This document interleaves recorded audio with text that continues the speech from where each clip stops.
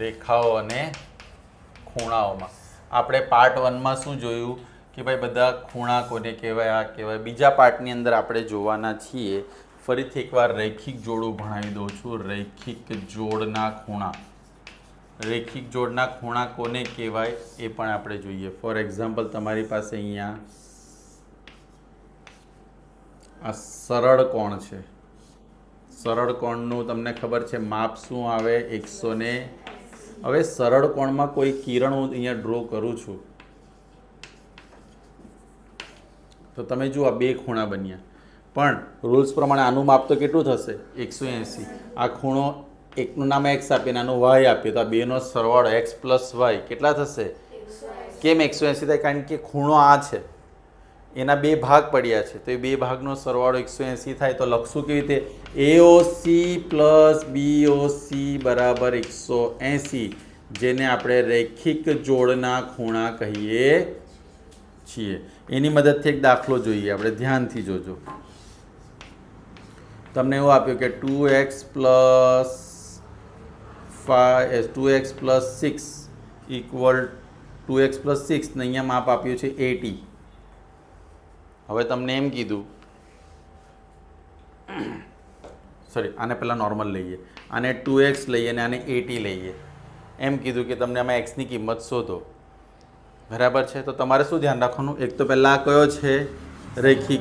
રૈખિક એટલે રૈખિક જોડ થઈ. સોરી આ સરળ કોણ છે એટલે આ રૈખિક જોડ થઈ. નામ આપી દઈએ આપણે. તો હું લખીશ કઈ રીતે? ABD પ્લસ CBD બરાબર 100. આ બેનો સરવાળો 180. એનું કારણ મારે લખવું પડે કે શા માટે આ બેનો સરવાળો 180? કારણ કે આ રૈખિક જોડના ખૂણા છે. રૈખિક જોડનો નિયમ શું? આમ સરળ લીટી, એક સીધી લીટી હોવી જોઈએ, એના પર આ રીતે બે ખૂણા. એ આમ પણ હોઈ શકે, આમ પણ હોઈ શકે. રાઈટ? રૈખિક જોડમાં T બને. ઇન શોર્ટ કયો શેપ બને છે? T. ABDનું માપ શું છે તમારી પાસે? 2x. આ કેટલા છે? તો 2x બરાબર 180 માંથી હવે સમીકરણ ચાલુ થઈ ગયું. શું આવશે? 100. તો x બરાબર 100/2. તો x બરાબર કેટલા આવ્યા? આ ખૂણાનો માપ કેટલો આવશે? 50 દુ. તો થઈ ગયું 100 + 80. ક્લિયર થયું? તો આ રીતે રૈખિક જોડના ખૂણાની માહિતી પરથી હવે આપણે જોઈએ અભિકોણ. શાની વાત કરીએ આપણે? અભિકોણ. ઓકે, ચાલો.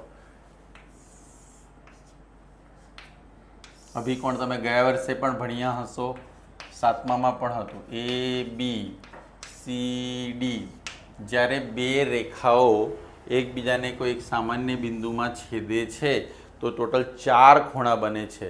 ખૂણો 1, ખૂણો 2, ખૂણો 3 અને ખૂણો 4. તો તમે એમાં જોશો ને તો 1 અને 4 શું બનાવે છે? રૈખિક જોડ બનાવે. શું બનાવે? 1 અને 2 શું બનાવે? 2 અને 3 શું બનાવે?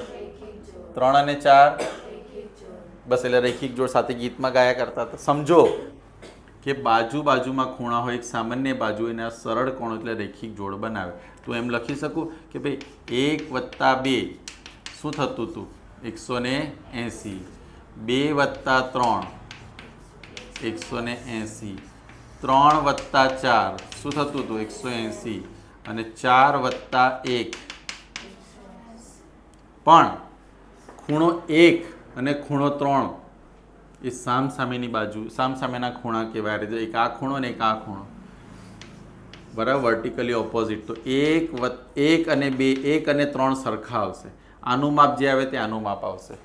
અને એને કહેવામાં આવે કઈ જોડ થઈ? એ અભિકોણી. તો બીજી જોડ કઈ થશે? 4 અને 2. હવે આપણે એને દાખલા સ્વરૂપે થોડું જોઈશું એટલે તમને વધારે ખ્યાલ આવશે.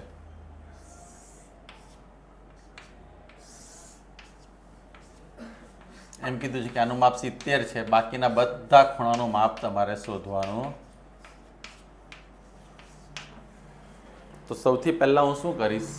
હંમેશા આવા દાખલાની અંદર આ બાજુના બે ખૂણા અથવા આ બે લઈ લેવાનું. કઈ રીતે? જો અહીંયા નામ આપીએ AOC પ્લસ એઓડી બરાબર 100 શા માટે એવું લખ્યું રેખિક જોડ રાઈટ તો એઓસીનું માપ છે તમારી પાસે નથી પણ એઓડીનું છે 70 તો એઓસી બરાબર શું થશે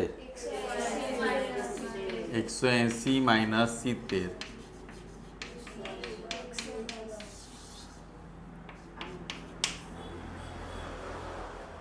હવે સામ સામેના ખૂણા સરખા અને આ તો લખીશ કઈ રીતે ધ્યાન આપજો એઓડી એના બરાબર શું લખીશ બીઓસી અથવા સીઓબી બીઓ બરાબર 70 અહીંયા શું લખવાનું અભિકોણની જોડ બીજું શું લખીશ એઓસી બીઓડી એ પણ શું થશે અભિકોણની